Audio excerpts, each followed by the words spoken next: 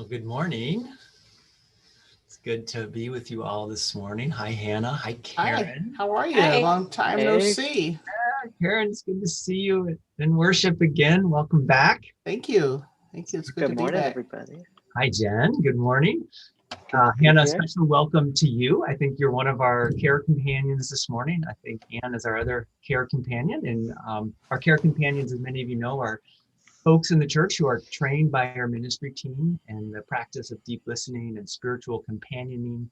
And we know that sometimes during a worship service or because of life events, of things happening in our community or whatever it might be, we need someone to witness and to hold our story, our tears and our questions. So Hannah, thank you so much for being available after the service to meet with folks. We'll put a chat or put a link in the chat box that'll. Hey, there's Ann. All right. And Hannah are two care Good. companions We'll available. both be there. They'll both be there after the service. There's a link in the order of service that'll be in the chat box. So thank you so much, Hannah Thanks. and for being. Welcome. Yeah, good to see you this morning. So let's get started. Welcome to everyone that's joining us in the Zoom room or watching us on YouTube or listening to this later on the podcast or the recording on YouTube. We're really glad you're with us this morning. If you're joining us, you're welcome to say hello in the chat box. Let us know where you're joining us from. It's been so delightful to recognize this community is really a community stretched across hundreds and thousands of miles. Folks from around the country and even around the world come together for this time of worship, this time of remembering who we are and how we want to be in the world. I don't know about you, but it's been another emotional week.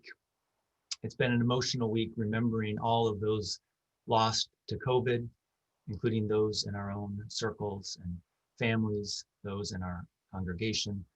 It's been an emotional week inaugurating a new president and catching a glimpse of what the country might become.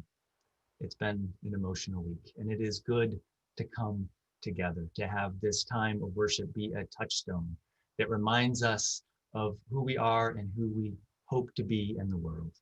And in this faith community, we come together remembering that we are the people who welcome, affirm, and protect the light in each human heart. We are the people who listen deeply to where love is calling us next and then follow the promptings of love.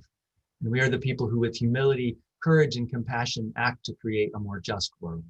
We do all of these things as a faith community committed to dismantling white supremacy culture and to building the beloved community, that place where everyone is welcome, where everyone is free, that place of true liberation.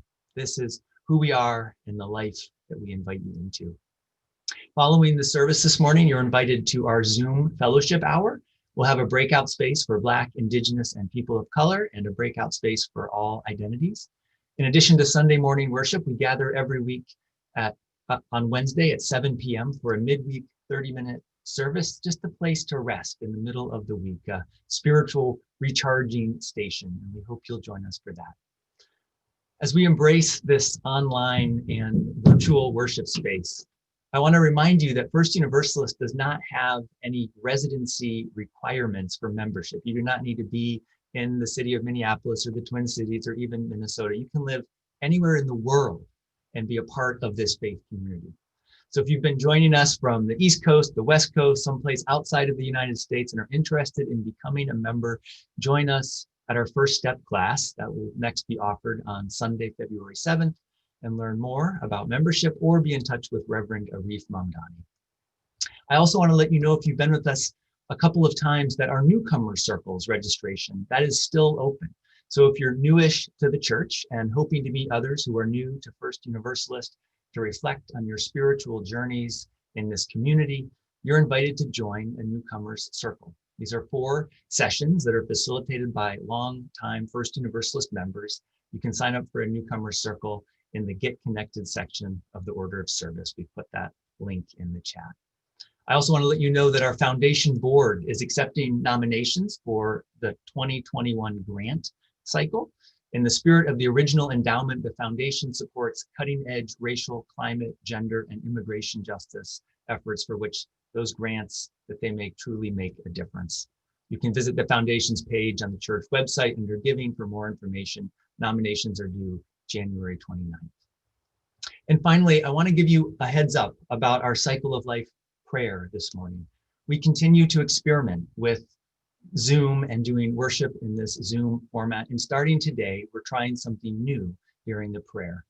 When it comes time for you all, for the congregation, to share your prayers, your heartbreak, your joy, your gratitude, as you share those tender places of your spirit, the minister that is leading the prayer during that time of sharing will turn off their camera. So while the congregation is sharing joys and concerns, instead of seeing the minister, you will see our chalice, and a video of the flaming chalice burning brightly as those joys and sorrows are shared.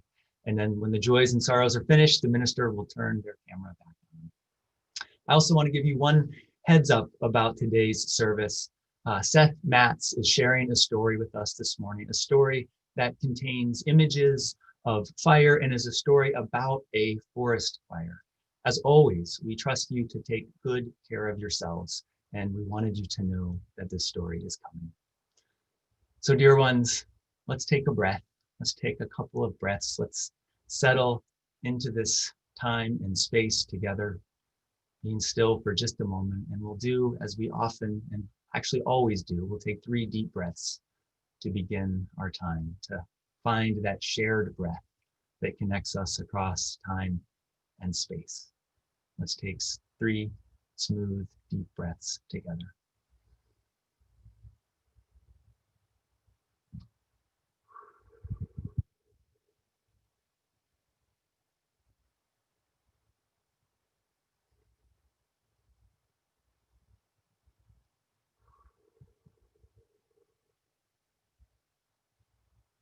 And one more.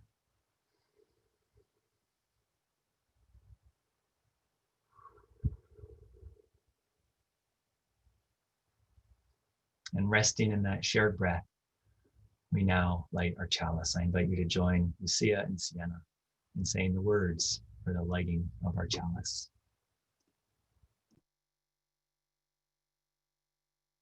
Please join us in saying the words for lighting our chalice. Love is the spirit of this church, and service is its law. This is our great covenant, to dwell together in peace, to seek the truth in love, and to help one another. This is a story about a fire. A great big fire that took over a great big forest. The fire grew, and soon enough the fire began to reach the homes of the forest creatures. They all ran away from the fire in a frenzy as fast as they could, and soon enough a crowd had gathered right at the edge of the flames. Their eyes stared widely as the blaze swept through their land. It grew larger and larger, swelling taller and wider. All of the creatures sat and watched, their bodies fixed in place. They felt overwhelmed, powerless, and terribly afraid. All of the creatures, that is, except for one little hummingbird. In the blink of an eye, the hummingbird buzzed right past the crowd, came right back, and approached the edge of the flames and dropped a single drop of water from its tiny little beak.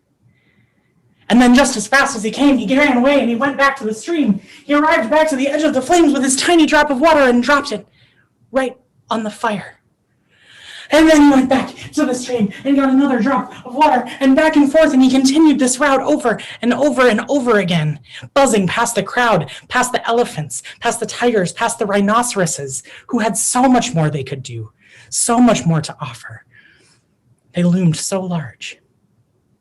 And as the hummingbird buzzed past the crowd for the umpteenth time, one rhino finally spoke and hollered out to them and said, "Hummingbird, the fire is enormous. You're making such little difference with your little drops of water. Just what exactly do you think you're doing?" And without missing a beat, the hummingbird turned to him and said, "I am doing the best I can. What other choice do I have?" Friends, in times such as these, when we feel as if the whole world is on fire. We may be feeling overwhelmed and powerless and terribly afraid. We may think or even be told that we're too small or insignificant to matter. But we don't have to be like the crowd of animals, surrendering to the flames. We can be the hummingbird. The hummingbird couldn't stand by and watch it all burn. The hummingbird had to do whatever they could to fight that fire, to save the forest, and to survive. It was as if the hummingbird's body moved on its own, like standing still was simply impossible. We can choose to fight the fire. We can move our bodies toward resistance. We can devote ourselves to our survival. We can do the best we can. What other choice do we have?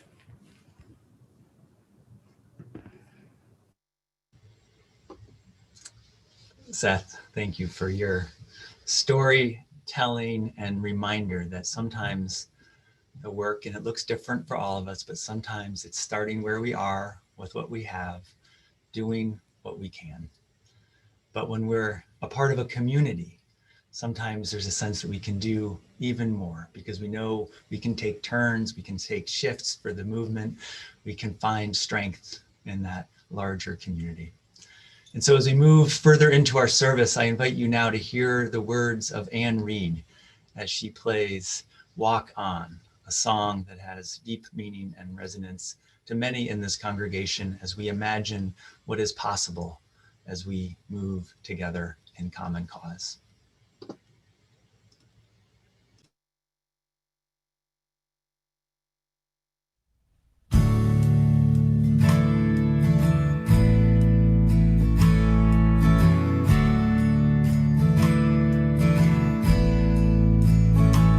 It's a long road we've set our feet upon. A long road we've set our feet upon. And with loving hearts we walk on. With loving hearts walk on. We will walk on. We will walk on.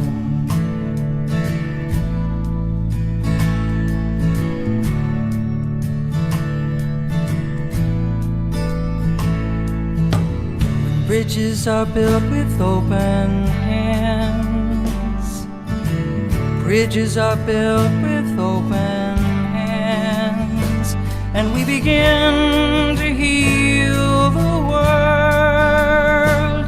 We begin to heal the world. We will heal the world. We will heal the world. We will heal the world. When the sun shines through all of us, there on the road will be a rainbow in front of us. Wherever we go, wherever we go.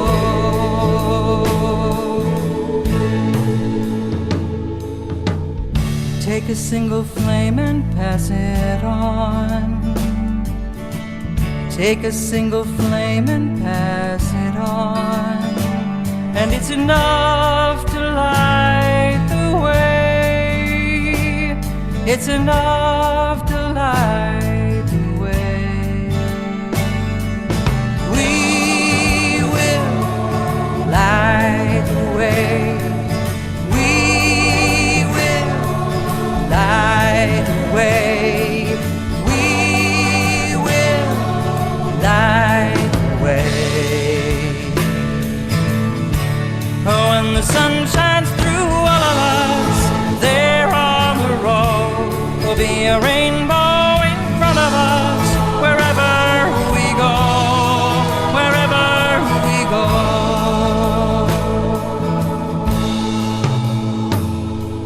souls who came before us standing here. All the souls who came before us standing here.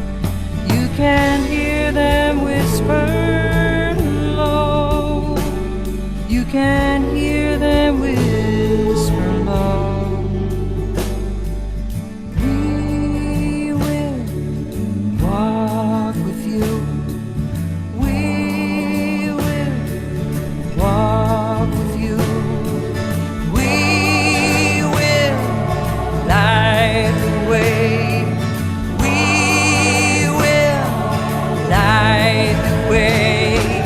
We will heal the world. We will heal the world. We will walk on. We will walk on. We will walk on. We will walk on.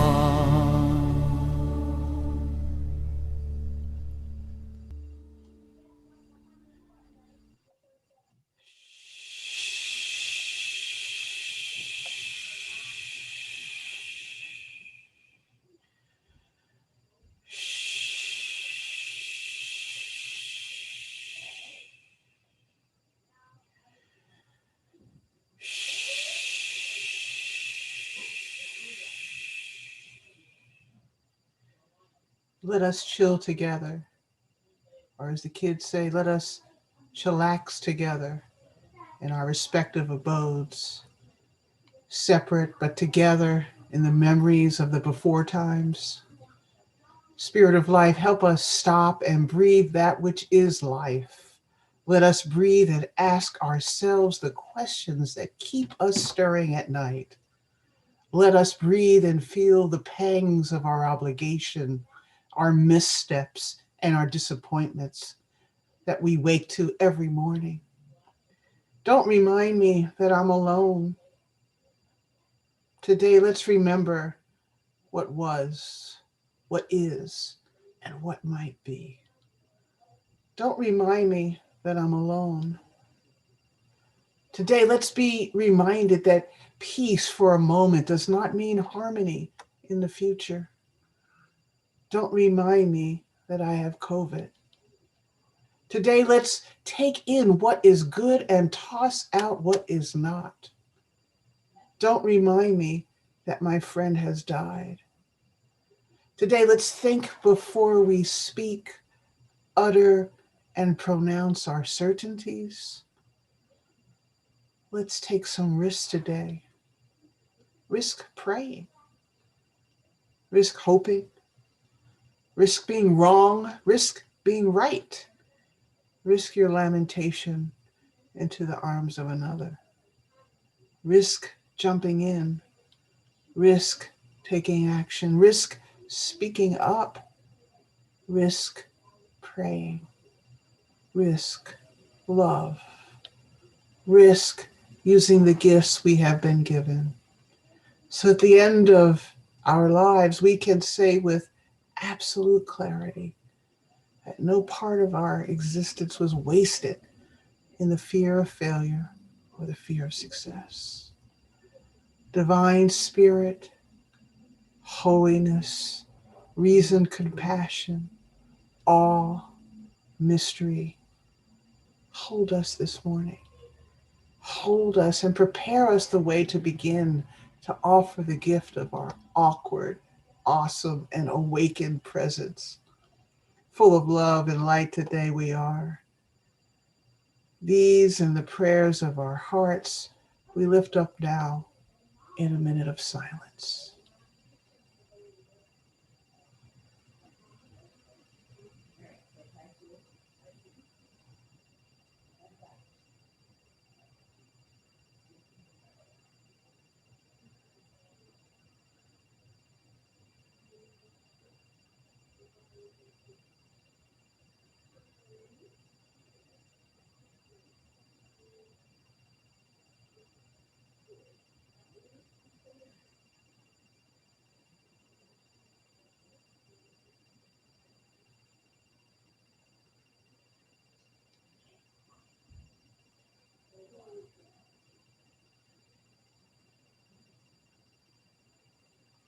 Yes, you awesome, awakened, amazing people.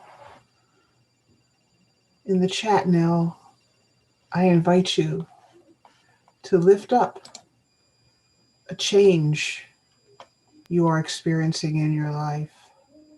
I invite you to lift up health, birth, and concerns of illness, concerns of human vulnerability, and the joys of living life one more day. I invite you to share your essence and what is on your heart with this community. At this time, too, I ask that you read the chat and hold each and every word you see like a sacred stone that you have encountered for the first time with love.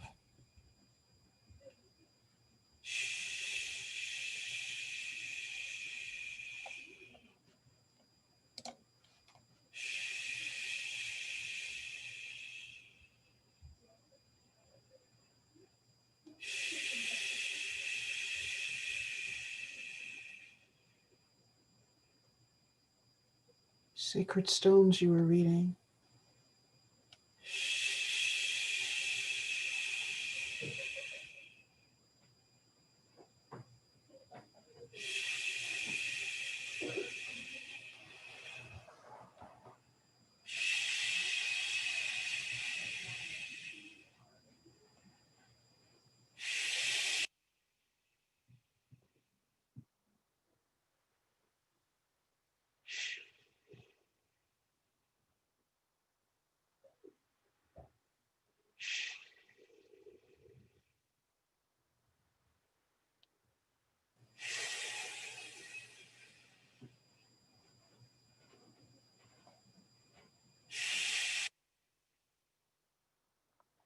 Our joys and concerns are integrated. They are one living reality.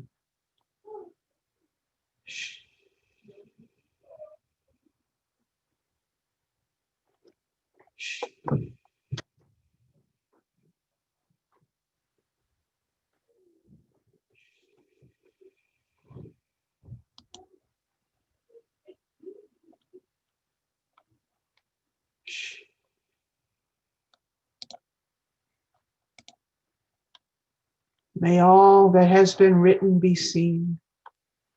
May all that was felt be heard, and all that was heard be felt.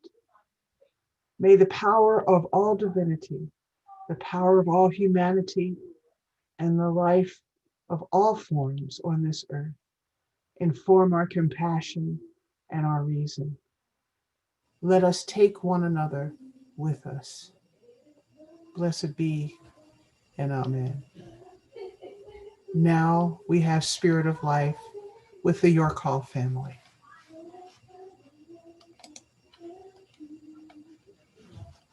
Spirit of life, come unto me.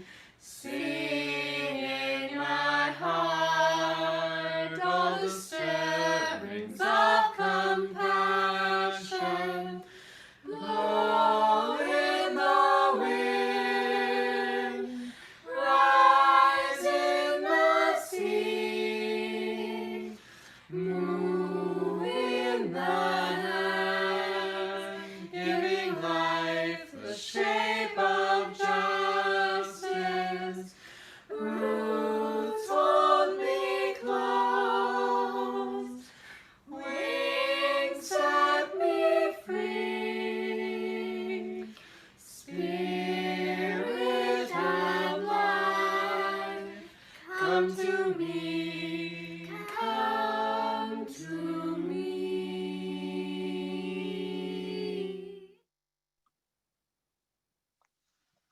Thank you, York Hall family. Thank you, Karen. It's so good to have you back with us. And it's so good to be back, especially today, because beloveds, we have made it. If you are listening or watching this today, you have survived. the crises of our times thus far. You have survived the pandemic of systemic racism and COVID-19, the interlocking oppressions that damage and diminish us all. If you are watching or listening today, you have made it through this period of collective trauma, of no one in charge, as our nation seems to spin out of control, as our siblings are harmed without our leaders seeming to care. If you are here listening or watching today, you have survived so far the destruction of our climate and the rise of lies being told as if they were true. If you are here listening and watching with us today, you have made it thus far. We have made it thus far, and that is a very, very big deal. Our survival has been an act of resistance. We know it could have been otherwise. We know that for so many of us, in fact, it has been otherwise.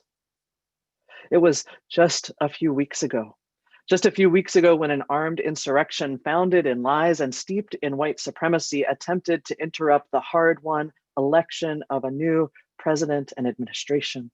And this week, we watched something different unfold on the steps of our nation's capital. We saw there dignity and diversity, honesty and inclusion. We witnessed age-old glass ceilings shattered as our country welcomed to its second highest office a Black South Asian American woman to the vice presidency. We witnessed nods to all who came before, everyone who has given their lives and their energy and their resources to move this country toward a more honest living of its ideals. We witnessed recognition of the indigenous people who were killed and lied to and moved off the land that they had inhabited for generations. We witnessed recognition of the enslaved Africans whose stolen lives and labor form the foundation of our nation, whose blood through the generations still stains the history of our country. We witnessed nods to the suffragettes and to the vision and courage of the first Black woman to run for the presidency, Shirley Chisholm. We saw that recognized in the presence of the color purple, joy, and also the color of her candidacy worn by Vice President Kamala Harris and Dr. Joe Biden, Elizabeth Warren, Michelle Obama.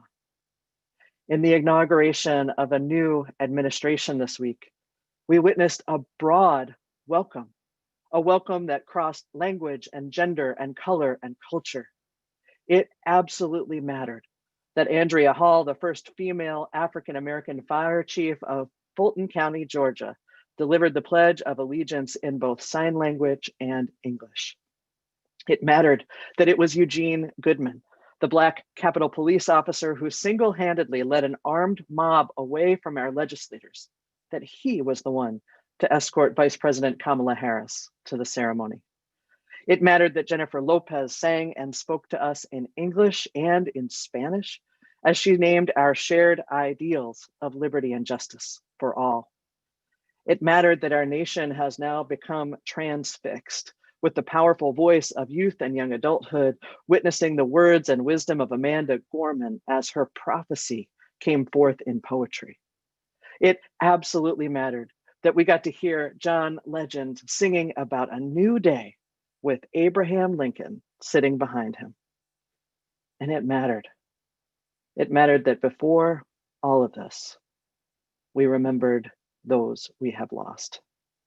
That even as we lifted up our hopes for a new day, even as we recommitted ourselves to the work that is absolutely ahead, as we move toward being a country and a faith that lives into its ideals, that before all of that, we started right where we should, remembering and grieving and bringing in close the spirits of our now ancestors whose lives have been lost.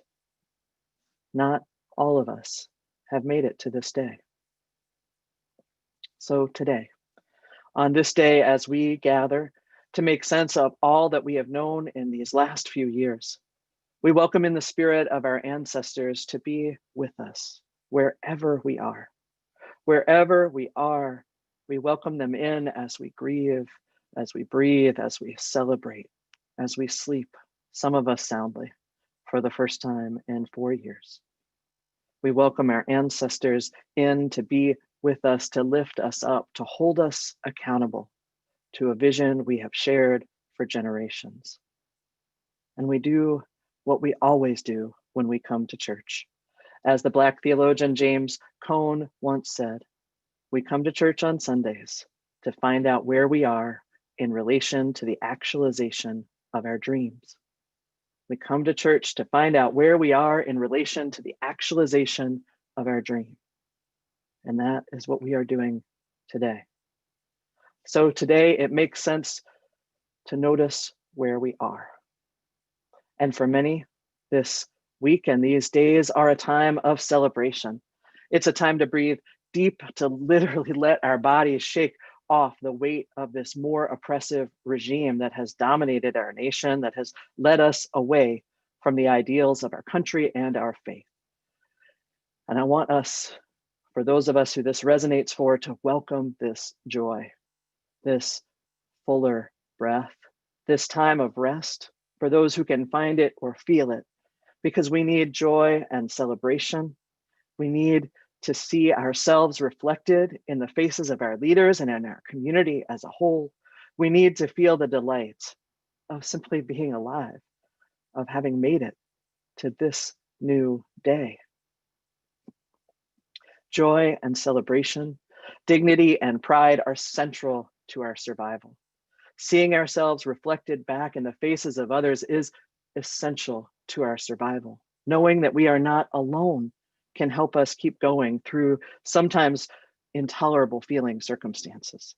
It can help us to survive when we know that we are in this together. So we are in this together and we are surviving, and that survival itself is an act of resistance. Audre Lorde, the Black lesbian feminist, warrior, poet, and mother, famously wrote this. She said, oh, not yet, John, we're close. So Audre Lorde, the Black lesbian feminist, warrior, poet, and mother, famously wrote that caring for myself is not self-indulgence, it is self-preservation. Caring for myself is not self-indulgence, it is self-preservation, and that is an act of political warfare.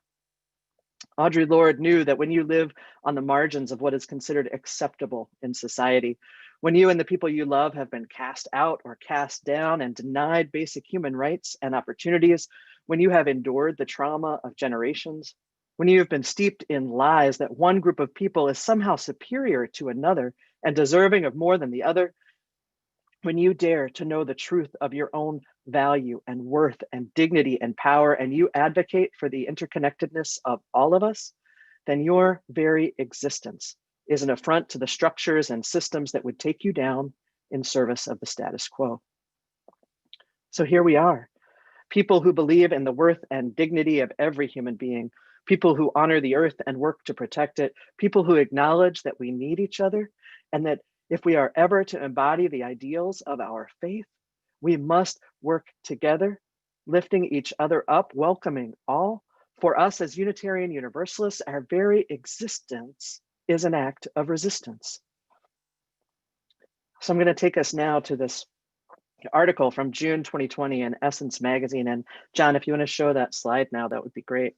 So in this article, a mental health therapist tells us about self-care and self-preservation as essential to these times. And they are not, as they say in the article, talking about mimosas and bubble baths.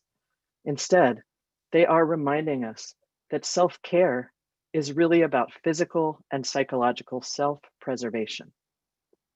Self-care is about maintaining a sense of mental wellness amidst huge societal ills and disease. And that is right where we are.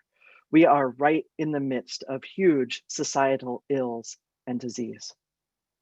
So when your life, as they say, when your life or the lives of your loved ones is deemed as less valid, how revolutionary then is the act of self-care? How political does caring for your own wellness become when the state sees nothing but danger in the color of your skin? So I want these questions to sit with us this week. And I want you to think about What are you doing for your own mental and physical wellness in the midst of such huge societal ills and disease? What can you do? What can you ask for help in doing? As our beloved affiliated minister, the Reverend Ashley Horan, is known to say, we are all of us taking shifts for the revolution. The realization of our dreams of an actively anti-racist, multicultural community where everyone can bring the fullness of who they are and we can all thrive will require all of us doing what we can. And what we can do is different for each of us at different times. But I do know this, none of us can do anything if we don't survive. Survival is an act of resistance. Our ancestors knew this. And I want to tell you a story about one of them. One of my favorite examples in history comes from the story of Sojourner Truth.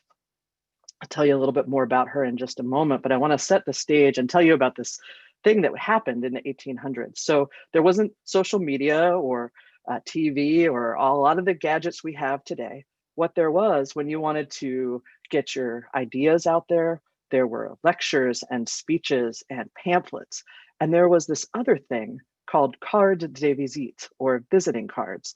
They were essentially trading cards of the time, and they became wildly popular and their own whole business that was going on in the 1800s. They took advantage of a new technology, photography, and it enabled people to have photos taken of themselves or of others and have these cards passed out. So you could imagine if you attended a speech at the time, or maybe one of your siblings or a relative or a friend heard about a new idea or a new person they wanted to introduce you to, they would get a hold of one of these visiting cards and they would share it with you or put it in the mail to you. And so in this way, images and ideas would spread all over the country. So this, like I said, was big business. It was a tool of self-promotion and promotion of important ideas that folks wanted to get out there. And Sojourner Truth took control of this form of self-promotion, you could say. So let me just remind us, Sojourner Truth is a powerful figure in history, powerful ancestor to have with us. She was a woman born into slavery who was bought and sold, beaten and harassed, and who walked out and asserted her own autonomy. She, in her freedom, renamed herself. She learned how to read and write and became one of the most electrifying speakers of the time, sharing not only her own experiences of what it was like to be enslaved, but also her beliefs in what should be the rights of women and the abolition of slavery. You might remember her from her Ain't I a Woman speech. She did so much on behalf of enslaved Africans and women in our country. So she not only survived, but then she learned about the tools of her time and turned them not just to her benefit, but to the benefit of the movement. And here's how she did it. So she created these cartes de visite, these visiting cards, right? She chose her own clothing, her own position, her own way of presenting herself to the world. And she directed America's gaze to herself. She did something that wasn't ever done at the time. She copyrighted her own image. And on every visiting card she created, she stamped a particular set of words. She stamped the words, "I sell the shadow to support the substance." And John, will you show us the images now? Okay, so these are 3 different visiting cards of the time. So the center is Sojourner Truth, and you can see there the words that she has stamped on the bottom of her card. And she did this so that there wouldn't be, well, certainly there were still fake images of her out there, but she wanted people to know these were hers. This was, when you saw these words, these were authentically Sojourner Truth visiting cards printed by her for her to support the movement. So she wrote, "I sell the shadow to support the substance. I sell the shadow to support the substance." Now you've got pictures here on your screen of Harriet Tubman on your left and Frederick Douglass on your right, folks who also controlled their public image through these photos and these cards. And in these images, they reflected back to the Black people of the days their strength and dignity that they already knew, and to others who had been told so many lies about who Black people were, who former slaves were.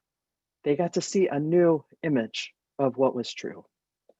So you can come on back to me now, John, although I love these images. I just want you to think with me for a minute of how powerful it was for someone who had been bought and sold as a human being to own their own image, to shape how they're going to be seen, to sell it, and to use the profits from those images to put out new ideas and possibilities and to support not only themselves, but their movement for justice. So, so powerful, these cards and those images. And to me, I see those pictures and I see survival as an act of resistance. So I invite us to take in the strength of our ancestors, to take in the strength of what it is to survive, and then to be in the world in the ways that we choose to be. So I will say again, survival is an act of resistance. And it matters that we have survived these 4 years and these 4 centuries and beyond.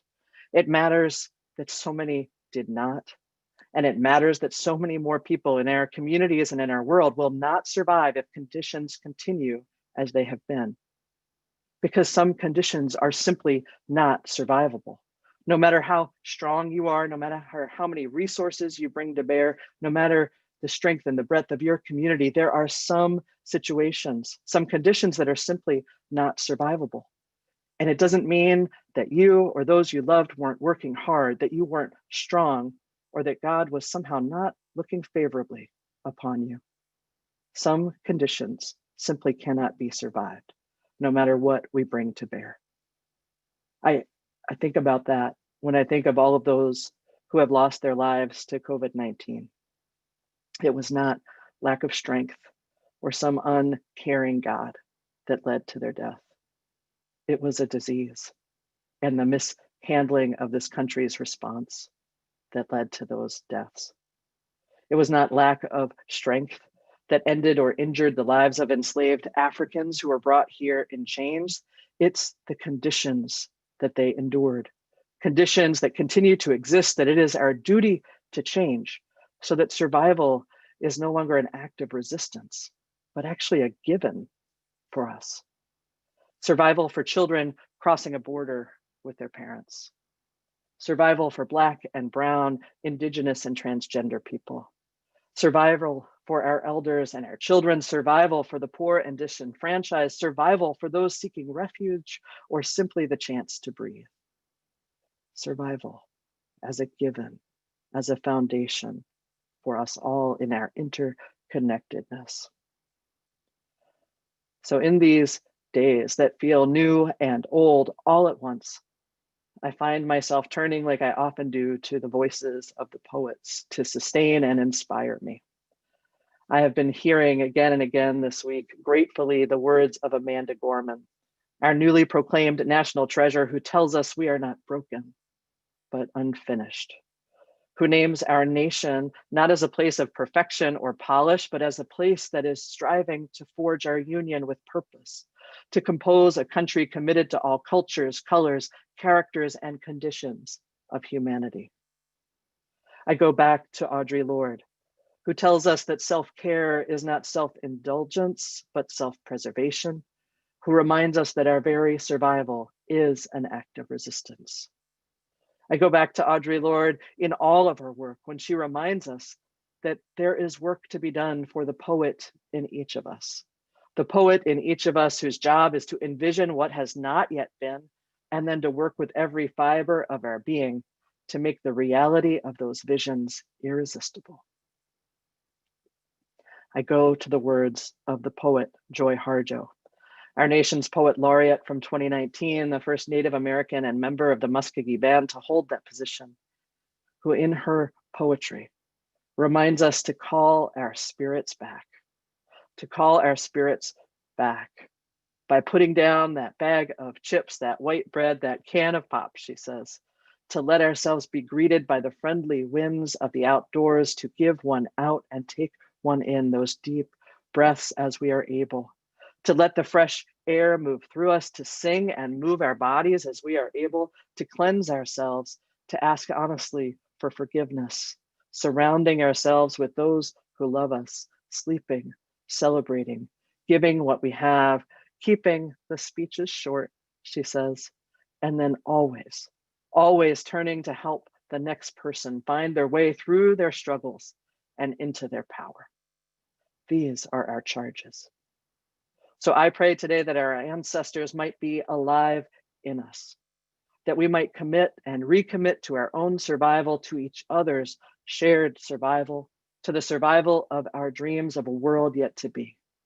I pray that we might heal and celebrate, and that together we might create the conditions that allow for the flourishing of future generations. Always remembering that it is our job, once we survive, to turn and help the next person through their struggles and into their power. May it be so. Amen.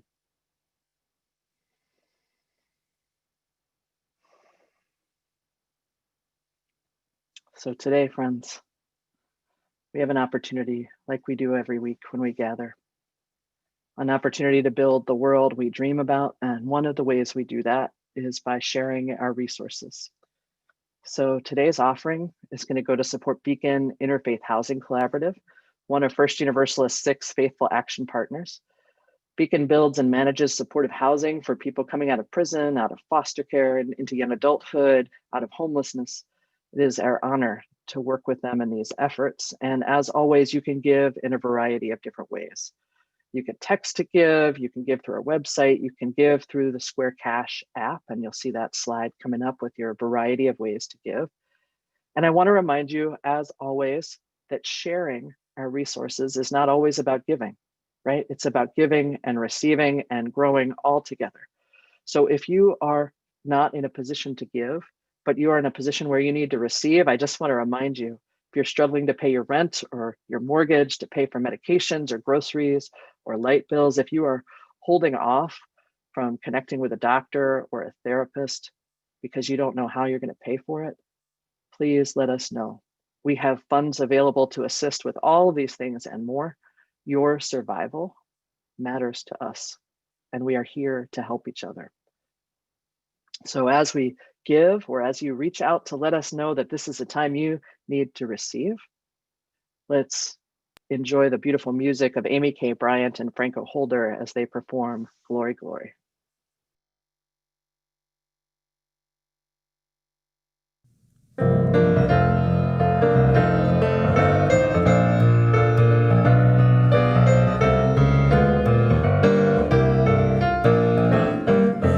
Glory, glory, hallelujah.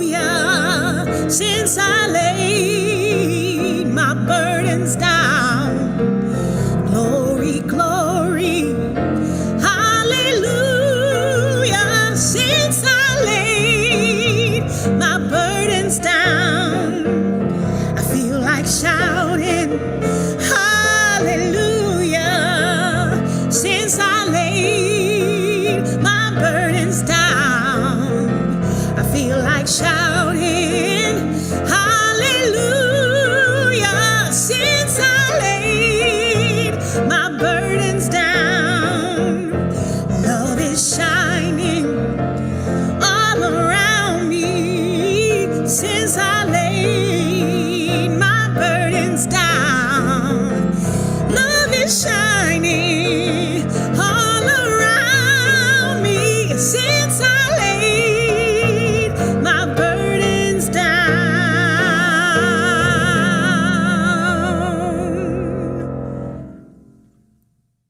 Oh, y'all, I'm clapping by myself in the basement. So good. So good to get to sing together. So, beloveds, our survival is an act of resistance. It matters how we care for ourselves and each other. May we do this self-care, these acts of self-preservation with the fierceness that a loving parent might bring to the task. Let us love ourselves and each other, that we might dream and build a new world of justice and joy into being. May it be so. Amen.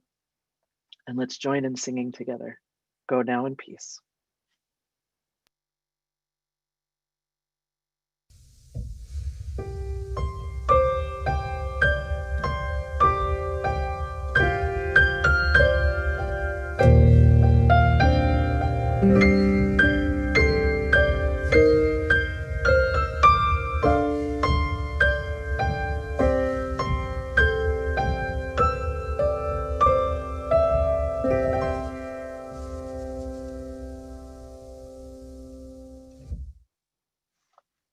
Thank you for that, Franco. So just a reminder that everyone is invited to join us in the fellowship hour. You'll find the links to that in the chat box. To join us if you are a child or youth for religious education classes, to come and join me and others in our UUs and 12-step recovery group at 11:30, or to connect in other ways with this community throughout the week.